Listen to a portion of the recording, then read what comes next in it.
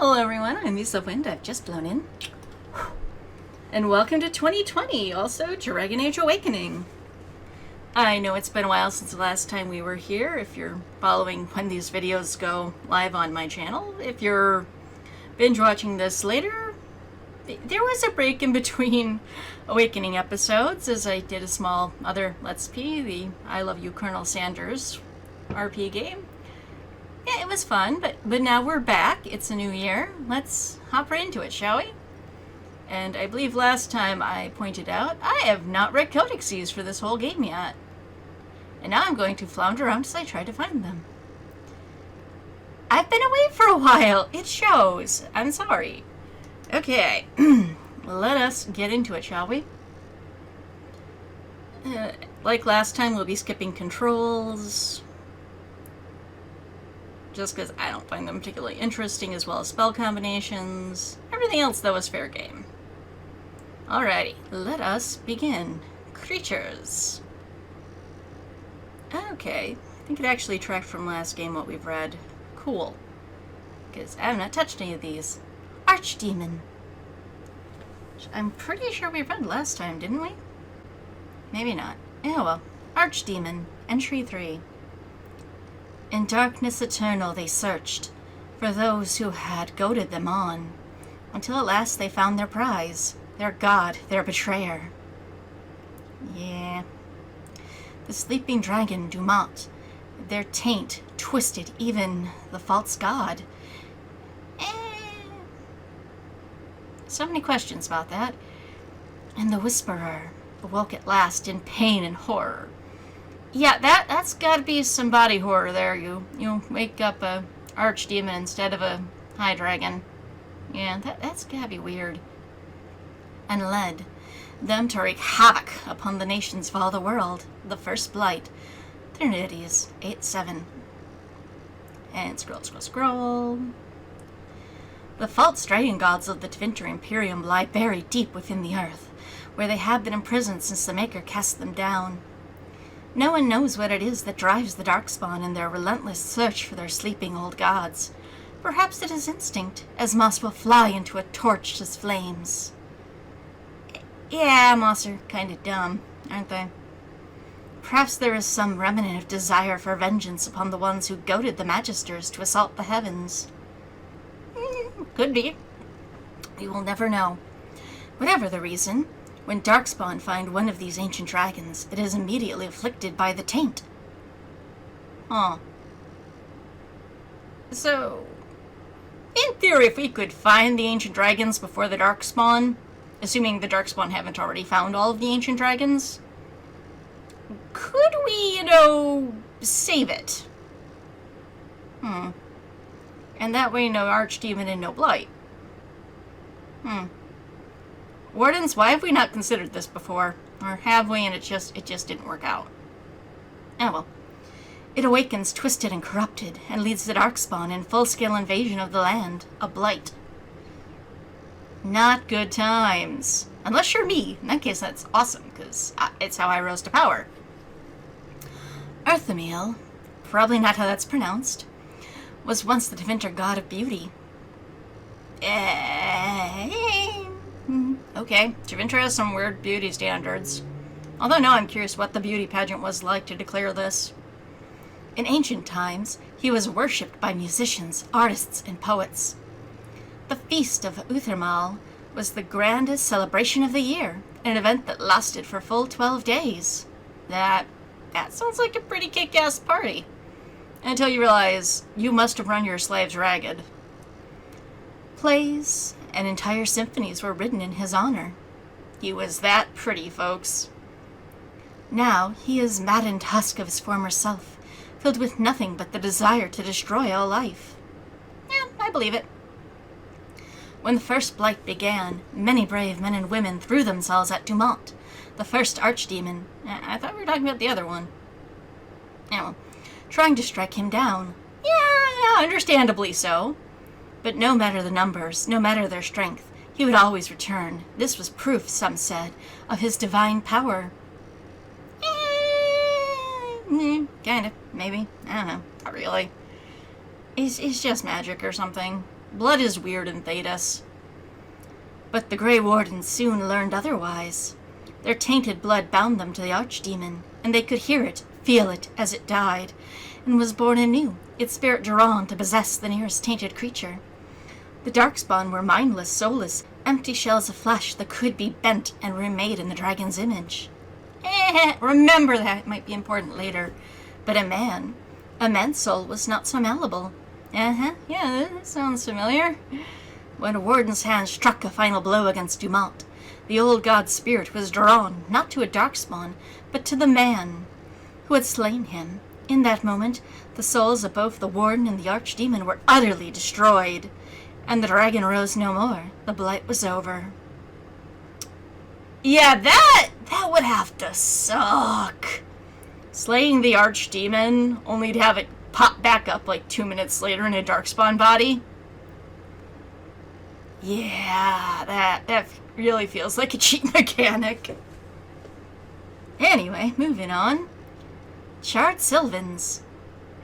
Occasionally, demons attempt to escape the Fade by possessing something other than mortal flesh, and that's just silly.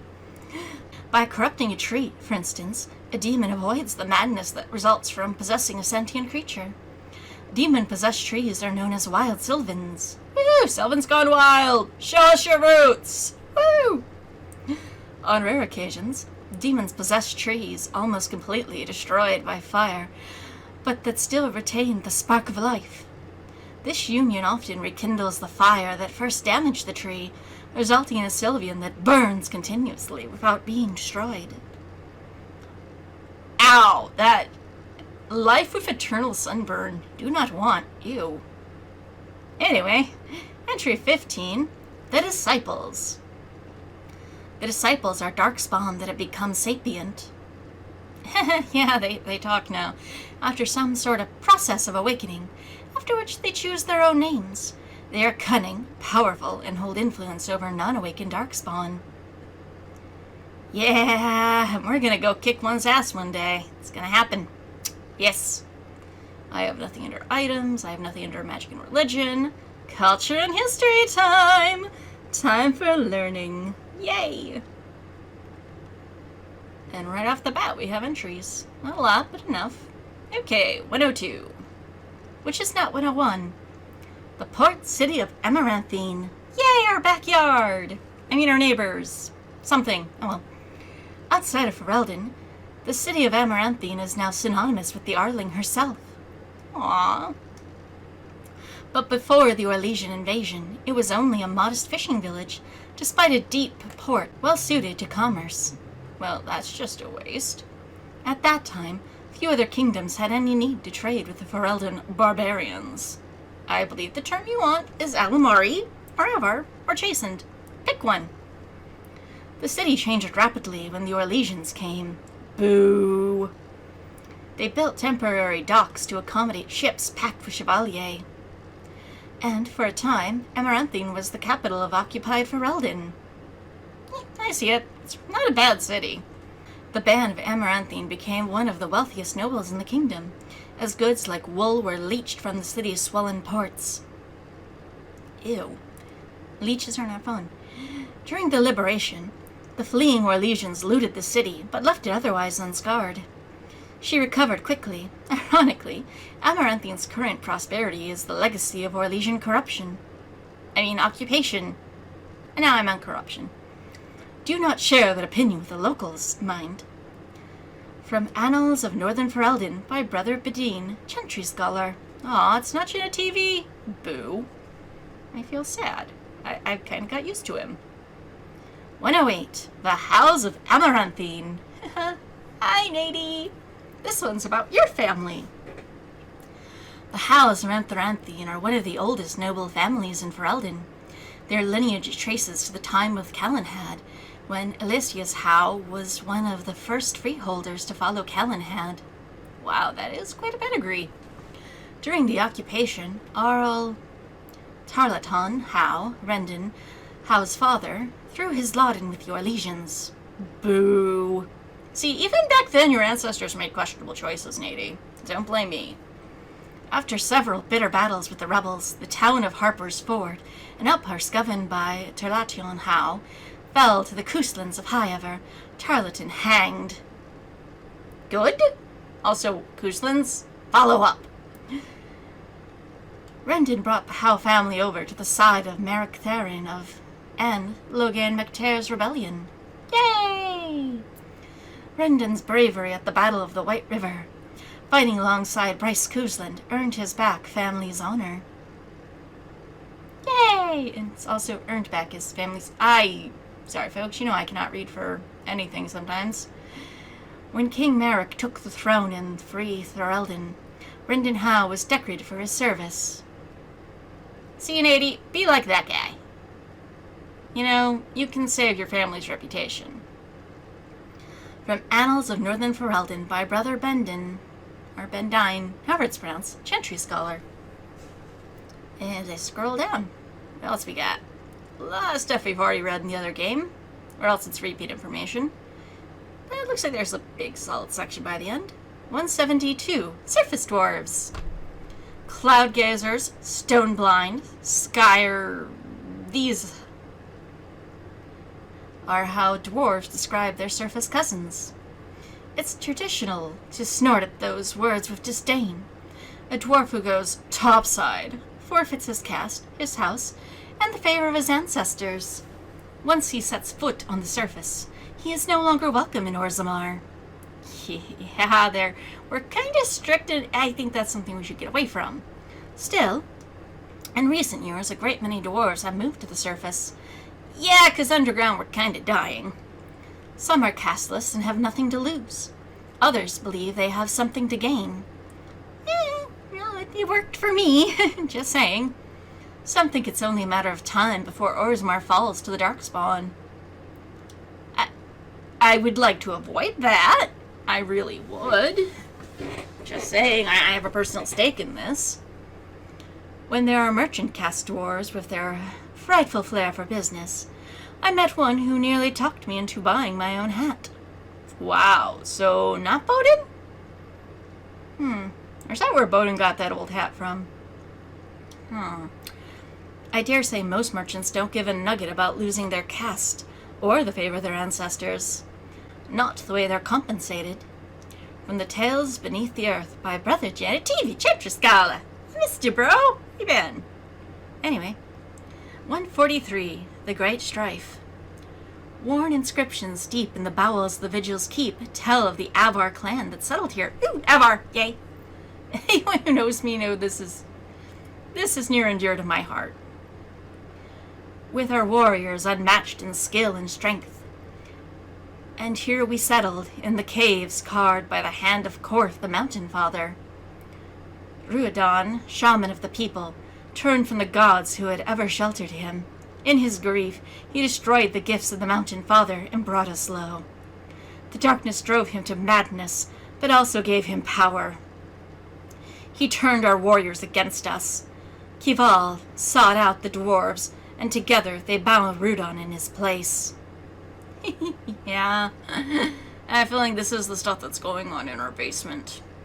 Anyway, the First Warden, 174. The nominal leader of our order is the First Warden. So, not me? I'm not sure I approve of this.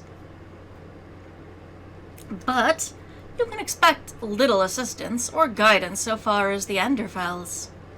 Aww. Fair enough, I kind of like be off doing my own thing anyway. Even those close to Wysop learn to suffer alone. The murmurs are true. The First Warden is often embroiled in the politics of the Anderfells and has little opportunity to consider worldly matters. Interesting. I would like to believe it is a matter of survival, not a political self-interest.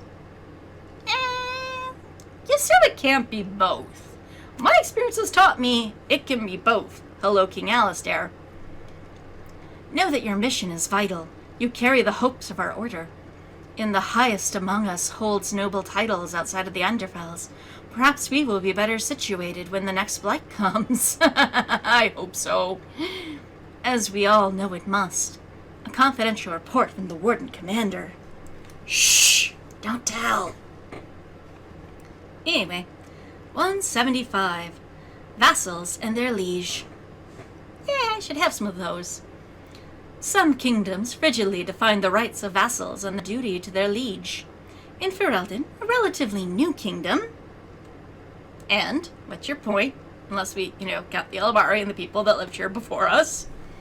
Their Arlings, bands, and lords. In practice, those lessers often zealously maintain their independence. Good for them. Some Ferelden vassals must be goaded instead of ordered, swayed, not ruled. Yeah, which is why I like Ferelden. Vassals owe military obligations to their liege, yet often deny ever-sworn oaths and signed contracts. No, that's no good. In contrast, the vassals accept their liege's protection, despite provocation otherwise. A successful Ferelden liege applies force, persuasion, and duplicity in equal measures.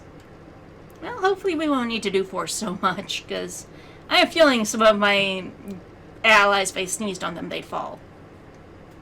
From a Guide to Statecraft, published anonymously. Aw, tell me, who are you? Who wrote this? Anyway, 176, The Vigil. Vigil's Keep is one of the oldest settlements in Ferelden. Older than Denerim and Gwarn, the barbarians who battled the Tevinter Imperium chose this location for a fortress so that their warning fires would be visible at great distance when Tevinter's ships neared the coast. Yeah, good times. Also, we kind of kicked their butts. The Vigil has been battled in every major invasion of Ferelden. Except for the Blight. Tevinter's rival barbarian clans and the Orlesians have all held her battlements. Interesting, but not the elves. The Vigil was the first fortress to fall to the Orlesians and the last to be freed. The cellar beneath Vigil's Keep retains traces of the Avar barbarians. To the Avars, the Vigil was both a fortress and a holy site. The cellar bears monuments to their gods, heroes, and their rare military victories. I'm willing to bet we had more military victories than them. Just saying. Boo. And that's it under Culture and History. Where to next? Scroll. Actually, I'll skip characters for now. Let's hop into notes. A letter from the architect. Ew, a love letter? Am I collecting those again? Anyway, it's entry 256. Uta, I know this has tested your patience. You first gave your blood years ago to further our common dream. I know at times that seems we're going nowhere, besides slowly insane and more ugly. Trust me, Uta, I echo your frustration. Vigil's Keep was a setback, yes, but minor. Ha ha ha ha ha! Cracks knuckles. We'll see how minor. I intend to keep my promise to you. Honorable question mark? Perhaps you should venture above ground. The greenery and fresh air would do your spirit good. No, don't come up here. Otherwise, I will have to slay you. And I'm down for that, truthfully. Because you kind of turned on the wardens and screw you. Anyway. Architect's Journal. Time to read his diary. Entry 257.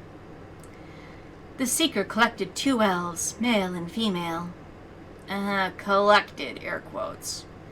The rest died defending their camp. Wait, collected or were stolen?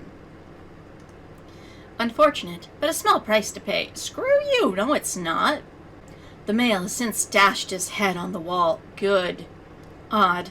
Don't all living things strive for survival? Darkspawn, we have horror stories about you. The Seeker confessed that he did more than simply collect the elves. He found the elves and humans at odds, then exasperated the conflict by making the humans look responsible for the 2 elves' disappearances. He said he wanted to see how the elf leader would react. Odd again. No, this guy sounds like an asshole. Why did you put him in charge? The female elf has developed a bond of sorts with her guard.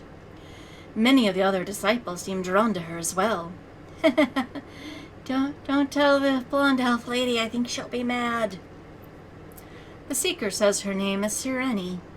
Perhaps I should speak to her. Maybe she will understand. Stay away from her sister, darn it. Anyway, more architect notes.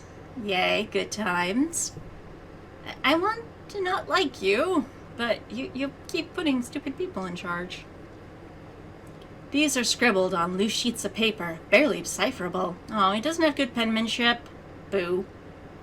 What happens if the old gods perish? Does the song die with them? Possible. The blood is the key. The blood is always the key. Is it really? I mean, why is it always gotta be blood? Seriously. Why can it never be flowers, or fairies, or, I don't know, unicorns? It makes it sound like you're a vampire, all I'm saying. The female elf is accommodating, allowing me to take her blood for my work. Ew! Perhaps she thinks I'll release her if she cooperates. Stockholm Syndrome is set in. Good to know. My disciples report that another elf is rampaging through the woods. Hi, teammate. Killing humans. Bad teammate. Revenge for what they did to her kind. Only she hasn't seen through. The Seeker's ruse. Yeah, 'cause she's kinda dumb. Also kind of enraged. We'll keep this from Siani. If she is upset, she may stop cooperating. Stockholm Syndrome. Perhaps I should have killed it while it slept. And back to hating you. Anyway, entry 266. Orders to the militia. Kendall. The caravans can't get through the woods, and the village is running low on supplies. It's that Dalish clan causing trouble again. I know it. No, you don't know it. I had my man speak to their keeper. I almost heard the scorn there. Several months back, and she, I think it was a she, you can't tell with those elves. Are you blind? I can usually tell the difference between a boy and a girl elf. Seriously. Said they leave far more remote parts. It looks as though they're back. Likely there's stupid landships blocking the roads. They're a stubborn race and more than a little dense. Ha ha ha. Speak for yourself. I must trouble you for a favor. Go to the Winding Wood and order them to leave. Mayor Grisby. Well, Grisby, I don't like you. Really don't like you. Anyway, moving on. Entry 266. A letter to Rendon Howe. Nate, you might want this. My Lord Howe, some of the men are not pleased with your plan. Yeah, Nate, you might want this. They will incite others against you. For the plan to succeed, our forces must be united. If word gets out, if even one of them informs Cousland, it will be your head on a plate. I say this with all due respect, sir. You're Captain Lowen.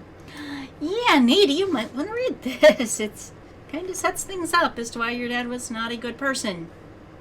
Anyway, 269. Response from Rendon Howe. I can't do Tim Curry's delicious voice. Lowen, we cannot afford an insurrection. Put any troublemakers in chains. Do whatever it takes to weed them out. Whatever it takes, Lowen. Do not fail me. Honor Rendon Howe. Yeah. Anyway, 275. A letter from Severin. Aw, bae. Hearts. Greetings from Antiva. I would prefer to be where you are, my sweet Antiva. Is dull without you to brighten it. No, also it better frickin' stay in your pants. I'm just saying, my ward may or may not have put the chastity belt on him before she sent him out. Even with the crows trying to hunt me down, this place lacks the excitement of being at your side. Yeah, I know. Oh well. I expect the guildmaster will agree to meet me once. Meet me soon. Or maybe I should kill him. What do you think? Kill him! Kill him now, and come back. I miss you. I hear the duck spawn have still not gone away. I know, right? Ugh! They are like house guests who outstay their welcome, no? You mean you're gonna poison them for me? Thank you, sweetie. I'm saddened you have to deal with such business without me. I am too! Come home, I miss you. I must deal with the crows. Why did I not go with you? I would totally have gone with you. But when I return to you, not even the sharp razors will be able to separate us. Yay. Connected at the groin again, as it should be. Until then, you remain in my dreams, especially my naughty ones. Yours always, Z. Aw, I miss you, bae. I miss you a lot.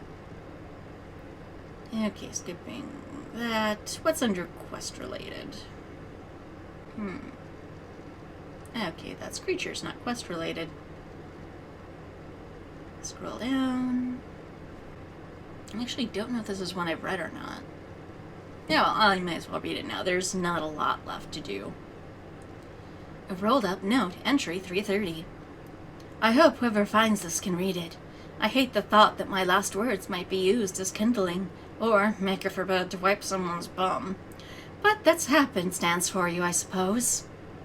That's a weird way to look at things. Also, probably true. My name is Brannon. I was born in Rainisfair. I grew apples once upon a time. When the Orlesians came to demand I bow to their emperor, I turned them away. Okay, this is really old. They set fire to my orchards. Fuck you, Orlais. To my house, too. But I didn't care. I stood and watched them burn. Trees die eventually, houses fall. But my honor can be lost only if I let it. True. But it still sucks losing everything you worked for. They came back a week later and demanded that I swear an oath. This time, when I refused, they clapped me in irons. Now I'm here, and I'll die in this place. Aww. It seems a foolish thing to die for, doesn't it? I could have said a few words and rebuilt my home, gone on with my life as if nothing had changed. 100 generations of my family have lived and died on that land, and I won't be the one to trade our family's honor for apples. That's not a bad sentiment to have. Whoever you are, whatever they've brought you here for, if you leave this place, I hope you'll go to the Rainisfair. There's no living remnant of us left there. But you'll find my family all the same. We're strapped onto the earth. We're in the wind that rustles the trees. Tell my family how I died, and I promise you they'll hear. Vernon. That is surprisingly deep and really sad. Also really humanizing. Okay, on that somber note, let's move on. Entry 331, A Scholar's Journal. 7th, Cloudreach. Ordered roast boar at the inn. Love that stuff. I shared the meal with the wary old traveler, newly arrived via Pilgrim's Path. Told me that he stumbled upon an odd structure in the stones of the Wending Wood. He showed me the souvenir he brought back, one of the smaller stones. It looked familiar somehow. Really? Is that so? Because I've been to that stone puzzle and I hate it. 9th, Cloudreach. I remember where I saw that stone. An old history book in Denram's Chantry. The Tvinters built structures to harness mystical energies, and I played with them. Most have been destroyed. True. The stones used for construction. Yet the traveler claims this one survives. Yeah, it does. I did the puzzle somehow. Somehow. Anyway, 10th Cloudreach. He was at the inn again and sold me the stone. I'm heading to the Wending Wood as soon as I find the caravan. Although people seem wary of the place. I don't know why. There's only, wolves, giant spiders, wild sylvans, the normal stuff in the forests. 29th, Justinian. Finally found a caravan. Nervous lot, though. Barely halted to let me out. Found the structure and spent the day studying it. Burned myself on the magical fire several times, but I think I figured it out. Must take a path of fire that connects all the stones in a single loop. This would have been useful like 3 episodes ago. We'll attempt after I drive away whatever creature's making that rustling noise. Sorry. Guess you didn't succeed. Anyway, 336. Materials for working with heartwood. Those blasted elves didn't write anything down. Yeah, it's almost like they don't want their cultural stolen and appropriated. And the Dalish are positively unfriendly. No, I think their unfriendliness is justly warranted. You know, if you treat a group of people like shit, they're not gonna like you. Or assume that they owe you anything. I could use some oil to make the wood more malleable. Some catgut to string the bow or to make a handle for the shield. And a flawless ruby. Always handy and certainly pretty. Oh, and I know, a Grandmaster lightning rune. Yeah, I'm gonna make that stuff. Okay, that's it for quest related. Back up to characters. Alistair. I think we've read most of Alistair's. Okay. Anders. 178. Most people enjoy being kicked in the head to be woken up each morning. Me, I'm just so picky. And that sarcastic note is why I like awakening Anders. Anders, an apostate mage. You don't say. He was arrested by Templars who intended to cart him back to the Circle Tower. Good at escaping, bad at being free. Vigil's keep was to be a short stop on their long journey. Yeah. Unfortunately, the keep was attacked just after the group arrived, and Anders was found standing over the bodies of his captors. I'm sure it's totally innocent. He insists they were killed by Darkspawn.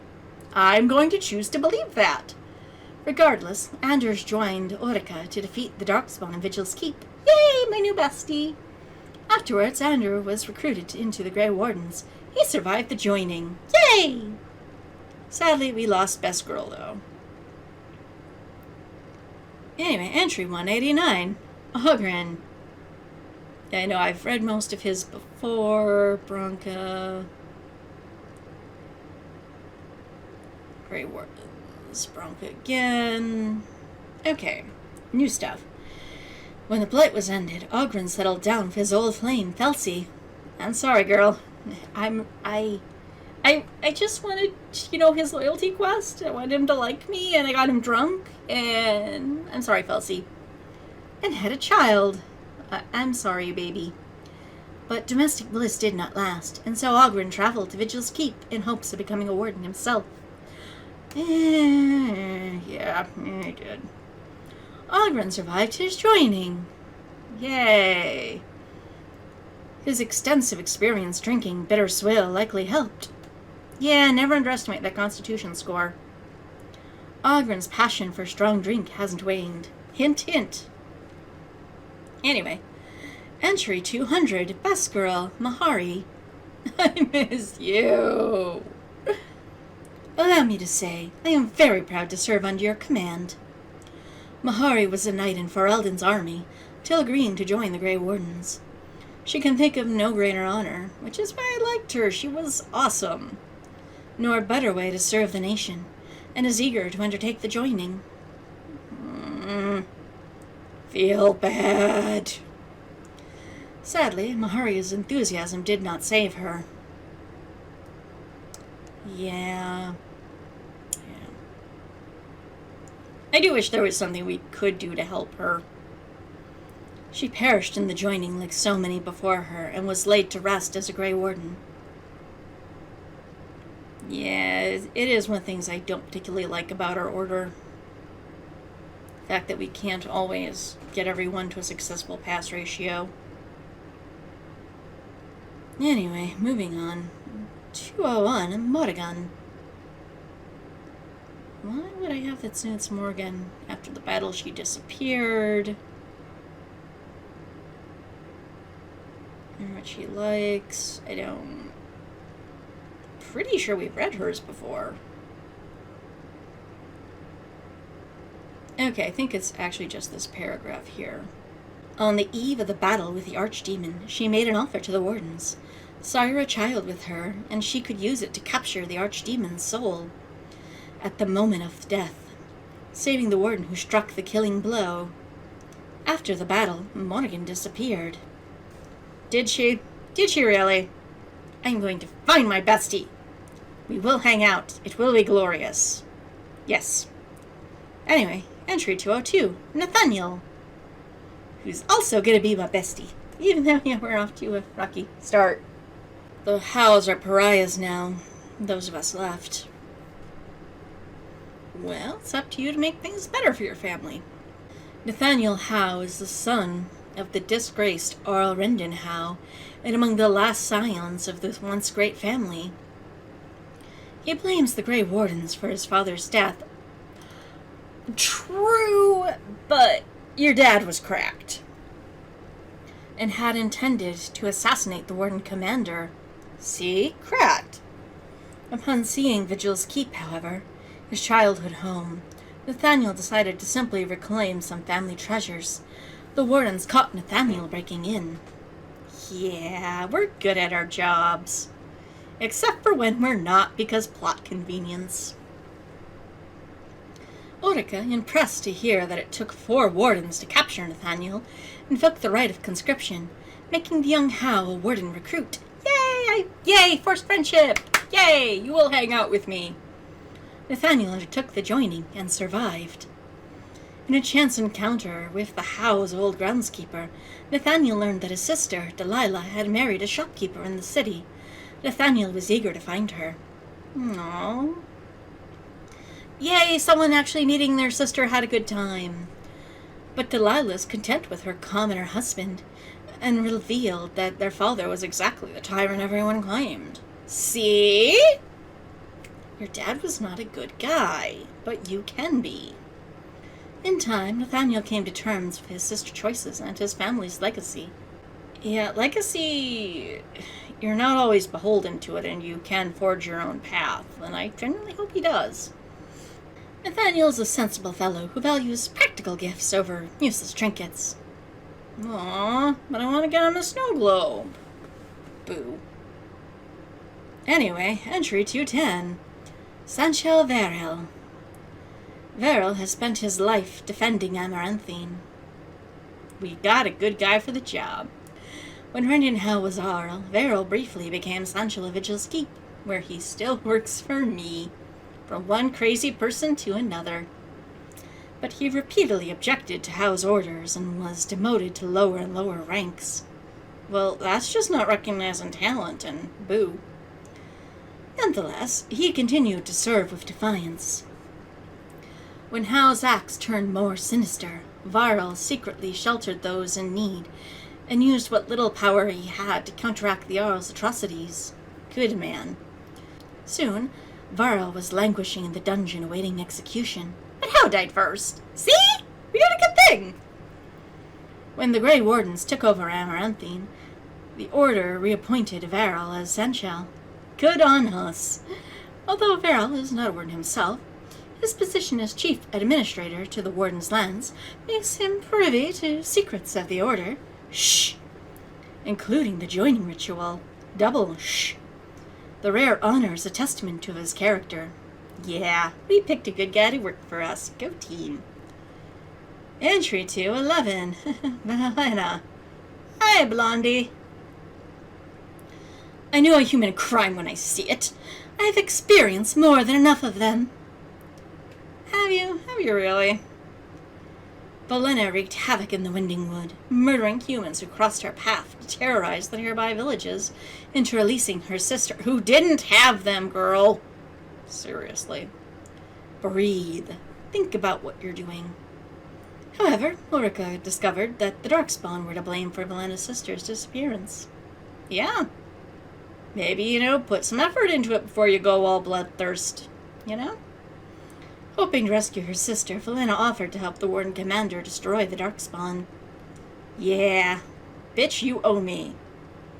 And on that note, we have finally caught up on all our Codexies. Yay, it only took one session. actually really happy about that, and also kind of a little sad because yeah, I am someone that really does like their lore. I wouldn't mind having just a touch more, you know? Oh well, it's been a good time, and when we come back next time, we'll actually, carry on with the game proper. Because, I have stuff to do, I just need to remember what that stuff is. That'll be next time. So, until next time, Likatelak Hido.